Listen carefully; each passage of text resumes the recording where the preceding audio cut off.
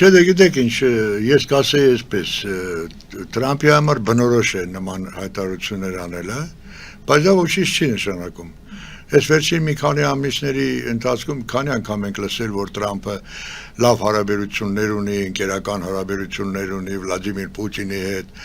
որ հեսա ուր որ է արդեն ուրեմն խաղաղության պայմանագիր կստորագրվի եւ այլն։ Բայց վերջում տեսանք, չէ՞, ինչ եզրահանգում ունեցավ այդ ամեն ինչը։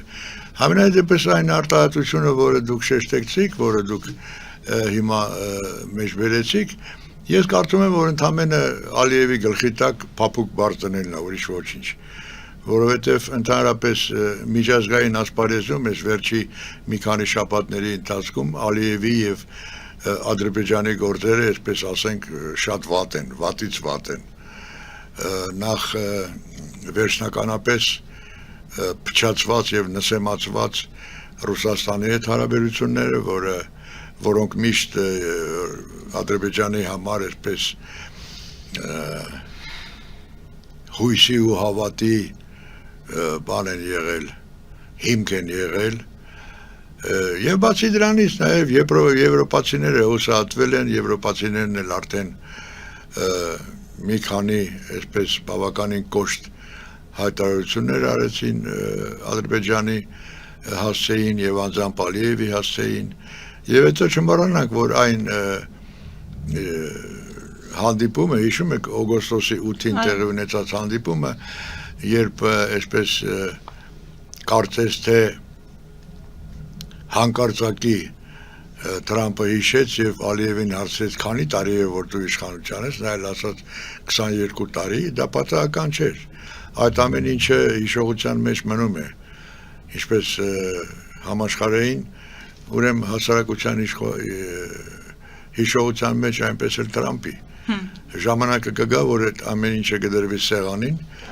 եւ Ալիևը կստանա համապատասխան հարված։ Բացի դրանից չպետք է մոռանալ, որ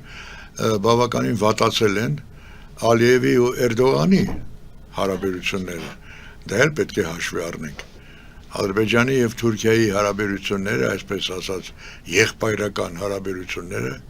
արդեն բազմաթիվ ճեղքեր են տվել, մենք դա տեսնում ենք։ Ինչպես Էրդողանի հայտարարություններից, այնպես էլ Ալիևի պատասխաններից։ Այնպես որ այստեղ ես շատ այսպես ուշադրություն չէի դարձնի եւ շատ բարձր չէի գնահատի այն ինչ որ դուք ասացիք, այդ Տրամփի այսպես կոչված գովասանքի խոսքերը Ալիևի հասցեին։ Դա ընդհանրապես նորից եմ ասում, փափուկ բարձր Ալիևի դատարկ գլխի տակ։ Փափուկ բարձ որին չանի, պարոն Վարդանյան։ Որ ժամանակին հարված հասցվի, այնպիսի հարված, որը հիմա արդեն դուք ասացիք մի քիչ ուշ խոսենք այդ մասին, բայց դա ամենակարևորագույն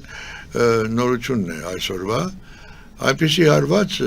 ինչպիսին հասցվելու է հիմա արդեն Ռուսաստանին այդ նույն Տրամփի հրահանգով, որտեվ Տրամփը արդեն բացեիբաց ասաց այդ մասին Զելենսկիի հետ հանդիպման ժամանակ։ Ասաց, որ Ուկրաինան կարող է վերադարձնել իր տարածքները։ Այո։ Այդ հայտարարությունը նկատվում։ Այո։ Հիմա դա ինչ է նշանակում, եթե Թրամփը այդպիսի հայտարարություն է անում։ Ճիշտ է, ես ցանկանում էի նաև մի փոքր խորանալ այդ Էրդողան-Ալիև ձեր ասած հակասությունների ուղղությամբ, բայց եկեք Զելենսկու հետ կապված, Ուկրաինայի հետ կապված թեման ամփոփենք, հետո կվերադառնանք անպայման Էրդողան-Ալիև հարաբերություններում այդ հակասություններին։ Հիմա Թրամփի հայտարարությունը ըստ էության ինչ է նշանակում։ Ուրեմն Զելենսկու եւ Տրամփի հանդիպումը պլանավորված էր, տևողությունը պլանավորված էր 45 րոպե։ Բայց տևեց ընդամենը 7 րոպե, այսինքն այլ կերպ ասած 6.5 անգամ ավելի կարճ տևեց, քան նախատեսված էր, սա ինչ է նշանակում, սա նշանակում է, որ տեղի է ունեցել շատ կարճ ու կոնկրետ, շատ այսպես փաստերի վրա հիմնված խոսակցություն, որը ազատ էր տարբեր տեսակի դիվանագիտական ձևակերպումներից, բազմանշանակ այսպես հայտարարություններից, ոչինչ չպարունակող խոսքերից եւ այլն։ Եվ այդ հանդիպումից հետո Տրամփը իր գրառումը արեց իր սոցիալական ցանցերում, բավականին կտրուկ եւ բավականին ասպասելի, ոչ ոք չէր սպասում նման հայտարարություն Տրամփից, որը ինչպես տեսնում ենք վերջին ամիսների ընթացքում մի քանի անգամ ասում էր պնդում էր, որ իր լավ հարաբերությունները, ընկերական հարաբերությունները Վլադիմիր Պուտինի հետ թույլ են տալին իրեն ուրեմն հուսալ, որ շատ շուտով արդեն ուրեմն պայմանագիր է կնքվելու Ռուսաստանի եւ Ուկրաինայի միջև, որ անպայման այդ պատերազմի վերջը գալու է եւ այլն եւ այլն։ Բայց հիմա մենք տեսնում ենք, որ Տրամպը լրիվ հակառակն է ասում։ 180 աստիճան արդեն փոխվել է նրա ընկալումը Վլադիմիր Պուտինի ուրեմն պահվածքին։ Դե Վլադիմիր Պուտինն էլ արդեն մենք տեսնում ենք բոլոր սահմանները անցել է։ Արդեն Լեհաստանից հետո Ռուսաստանի դրոնները հայտնվել են ուրեմն Էստոնիայի օդային տարածքում, վերջերս նաև Դանիայի, Նորվեգիայի, արդեն ոնց որ ասած հաբրգել է, այսպես ասենք, հաբրգել է այն աստիճան, որ ամբողջ Եվրոպան եւ վերջապես նաև ինքը Տրամպը համոզվել են, որ Վլադիմիր Պուտինի հետ շարունակել ինչ-որ բանակցություններ, ինչ-որ հանդիպումներ, ինչ-որ համոզմունքներ եւ այլն, դա դատարկ բան է։ Այլևս ես այսպես հասկացա Տրամպի ասածից, գրածից, որ այլևս Ռուսաստանի հետ ոչ մի բանակցություն, ոչ մի Պուտինի հետ հանդիպում տեղի չի ունենալու։ Դրա այլընտրանքը ո՞րն է, պարոն։ Այլընտրանքը այն է, որ Ռուսաստանին պետք է հասցվի հզոր հարված, մանավանդ որ հաշվի առնելով այն հանգամանքը, որ Ռուսաստանը ֆինանսատնտեսապես արդեն կանգնած է վերջնական փլուզման եզրին, այդ մասին Տրամպն էլ ասաց, եւ բացի դրանից Տրամպը նաեւ ասաց, որ ՆԱՏՕ-ին հատկացնելու է ամենահզոր, ամենաժամանակակից ուրեմն զենքերը, զինամիջոցները, որոնք նախատեսված են հետագայում ՆԱՏՕ-ի կողմից տրամադրվել Ուկրաինային։ Բացի դրանից Ուկրաինան ինքն է արդեն իր սեփական արտադրությունն է զարգացնում, այս վերջի նվաճումներից մեկը Ուկրաինայի այն էր,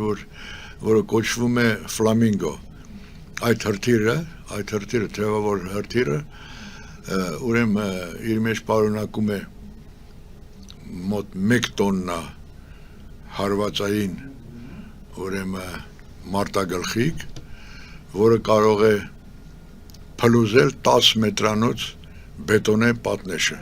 Դուք պատկերացնում եք դա ինչ է։ Եվ այդ ամենը խոսում է այն մասին, որ ընդհանուր այսպես արևմուտքը, ես նկատի ունեմ եւ Եվրամիությունը եւ ՆԱՏՕ-ն եւ վերջապես նաեւ Միացյալ Նահանգները եկան են համոզման, որ պատերազմին վերջ տալու համար հարկավոր է ջախջախիչ պարտություն հասցնել Ռուսաստանին։ Հիմա այդ պարտությունը կամ հզոր հարված ինչպես պետք է հասցնեն, պատժամիջոցների տեսքով, թե Չէ, պատժամիջոցների միջոցով չէ, պատերազմի դաշտում, ռազմի դաշտում։ Արդեն թույլտվությունը ստացել է Ուկրաինան, հարվածել ցանկացած Ռուսաստանի տարածքում գտնվող օբյեկտներին, ոչ միայն նավթամշակման ուրեմն գործարաններին, այլ նաև այլ ռազմական օբյեկտներին, անկախ նրանից թե որտեղ են գտնվում։ Հենց Մոսկվայի կենտրոնում էլ գտնվեն, դա նշանակություն չունի։ Արդեն փաստորեն թույլտվությունը Ուկրաինան ստացել է։ Եվ Տրամպի խոսքերից ելնելով մենք կարող ենք ասել, որ բանը գնում է նրան, որ Ռուսաստանին հասցվելու է ջախջախիչ պարտություն, մոտարապես այն աստիճանի, որը հասցվեց ուրեմն համաշխարհային երկրորդ պատերազմի վերջում Հիտլերի Գերմանիային, եւ դրանով պատերազմը կավարտվի։ Եվ դրա հետ միասին կավարտվի նաեւ կփլուզվի եւ կվերանա Պուտինյան ռեժիմը Ռուսաստանում։ Սա է շատ կարևոր։ Եվ ամբողջ աշխարհի անվտանգության համար եւ մասնավորապես մեզ համար, մեր Հայաստանի համար։ Ես ինչու եմ դա շեշտում, որովհետեւ հերթական ընտրական process-ը, որին մենք սպասում ենք անհամբեր, որը տեղի կունենա շուտով, ընդամենը մի քանի ամիս անց, արդեն այլ կերպ է ծավալվելու։ Էլ արդեն այնտեղ մեր հասարակության մեջ մինչ օրս գոյություն ունեցող այսպես կոչված ռուսամետ տրամադրություններ, մտքեր եւ այլն, մանավանդ հաշվի առնելով այս վերջերս Գյումրի քաղաքի քաղաքապետ Վարդան Ղուկասյանի հայտարարությունը, ինչ մեկ որ ասած, չէ, մենք մեզանից ինչ ենք ներկայացնում, որ չլինենք որևէ դաշինքի մեջ, իսկ միակ դաշինքը, որը կարող է ապահովել մեր անվտանգությունը, դա Ռուսաստանի մաս կազմելն է, այսինքն Հայաստանը Վարդան Ղուկասյանի, այո։ Հա, այսինքն Հայաստանը պետք է դառնա Ռուսաստանի մաս, գուբերնիա, այսպես ասենք։ Այդ տեսակի բոլոր տրամադրությունները, մտածելակերպը լիովին կվերանան։ Այն պահից, երբ արդեն Ռուսաստանը, որ այսօրվա իր վիճակով այլևս գոյություն չի ունենա, քանի որ կվերանա Պուտինյան ռեժիմը, եւ ինքը Ռուսաստանը կմասնատվի, ես բազմիցս եմ այդ մասին ասել, եւ ձեզ զրույցներում, եթե հիշում եք, Ռուսաստանը որպես այսպիսին այսօրվա իր վիճակում այլևս քարտեզի վրա գոյություն չի ունենա։ Եվ Վարդան Ղուկասյանի նման մտածողները հանձինս Ռուսաստանի ոչ մի այսպես հույսի հիմք չեն ունենա այլևս։ Իսկ սա նշանակում է, որ ընտրություններում համապատասխանաբար կբաժանվեն նաև մարդկանց ձայները։ Ես կարծում եմ, որ ռուսամետությունը, եթե ոչ 0.0%, ապա գուցե կես տոկոս կամ առավելագույնը 1%-ից ավելի ձայն չի ստանա։ Սա նշանակում է, որ բոլորին հայտնի այսպես իրենց պախարակած այնպիսի քաղաքական գործիչներ, ինչպիսիք են Ռոբերտ Քոչարյանը, Սերժիկ Սարգսյանը, ինչպիսին են դաշնակները, որոնք միշտ եղել են ռուսամետ, այլևս ոչ մի շանս չեն ունենա ներխուժել ազգային ժողով։ Սա նշանակում է, որ ազգային ժողովում կլինեն հենց այն ուժերը, որոնց մենք անհամբեր սպասում ենք, այսինքն ազգանամետ ուժերը, այսինքն այն ուժերը, որոնք բարձր են գնահատում մեր երկրի, մեր ժողովրդի անցած բազմահազարամյա պատմությունը, որոնք չեն կասկածում, որ մենք պետք է բոլոր մեր ուժերը ներդրենք վերադարձնելու այն կորուստները, այն ցավալի կորուստները, որոնք ունեցել ենք վերջին մի քանի դարերի ընթացքում։ Պարոն Վարդանյան, եկեք վերադառնանք այդ Թուրքիա-Ադրբեջան հարաբերություններում եղած հակասություններին, ինչ է կարծում այդ հակասությունները որ ուղղությամբ են նրանց միջև եւ ինչու Հայաստանի նկատմամբ դիրքորոշման հարցում նրանց այդ հակասությունները կարծես թե այդքան սուր չեն։ Որովհետեւ մենք անգամ վերջին թուրքական պատվիրակության այցելությունից հետո տեսանք, որ Թուրքիան կապում է սահմանի բացման գործընթացը այնուամենայնիվ հայ-ադրբեջանական հարաբերությունների կարգավորման հետ։ Ամեն դեպքում պետք է հաշվի առնել հետևյալ հանգամանքը։ Թուրքիան միշտ իրեն տեսնում է տարածաշրջանային առաջնորդ։ Թուրքիան, համենայնդեպս Էրդողանը, իրեն տեսնում է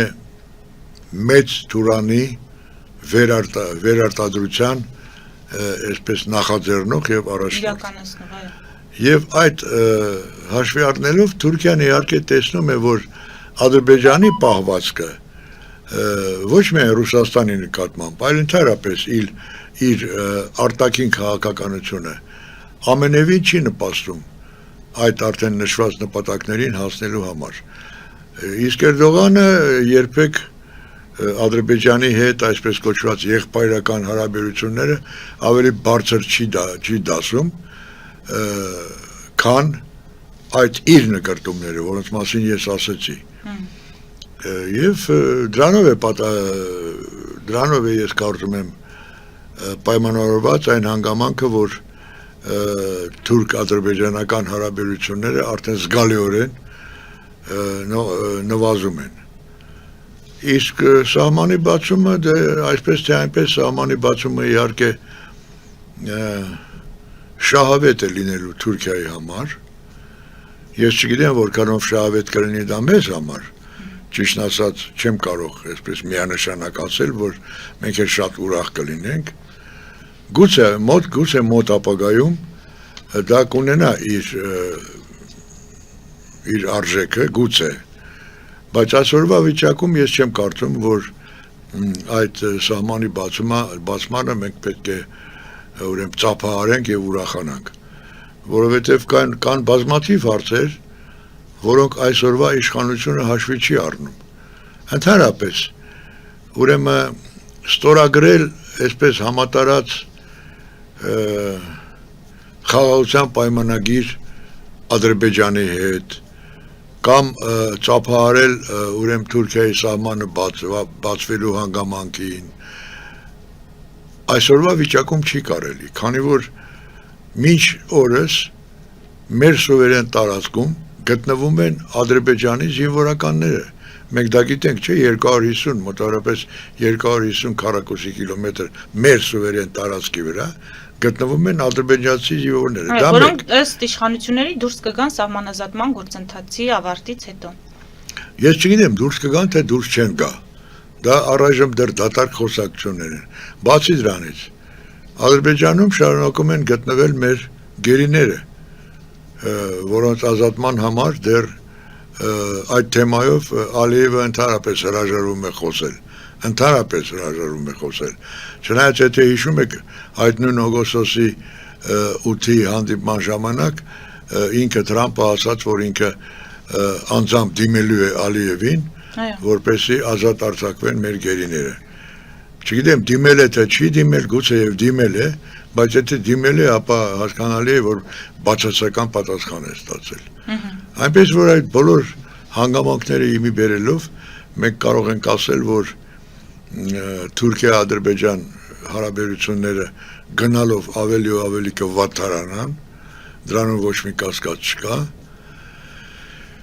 բայց ինձ ավելի շատ հետաքրքրում է այն հանգամանքը, որ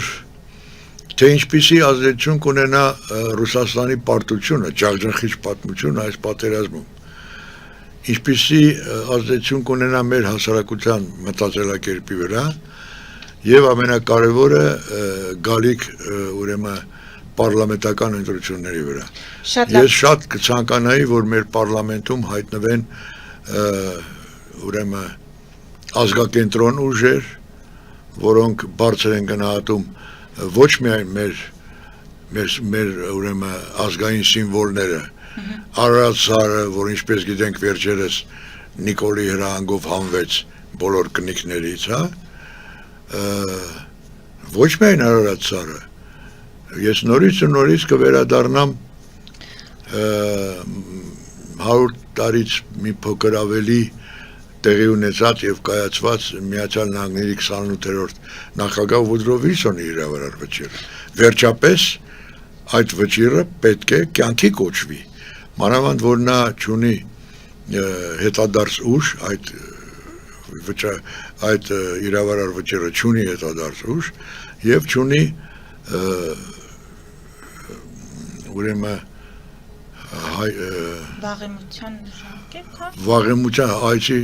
վաղեմության ժամկետ չունի։ Սա նշանակում է, որ մենք պետք է հնարավորինս արդյունավետ օգտագործենք այդ հանգամանքները։ Այսքան ժամանակ, արդեն քանի տարի է, իբրև թե Հայաստանը ազատ երկիր է, ինքնիշխան, որևէ մեր երկրի ղեկավարից դուք լսել եք գոնե կես բառ այդ մասին։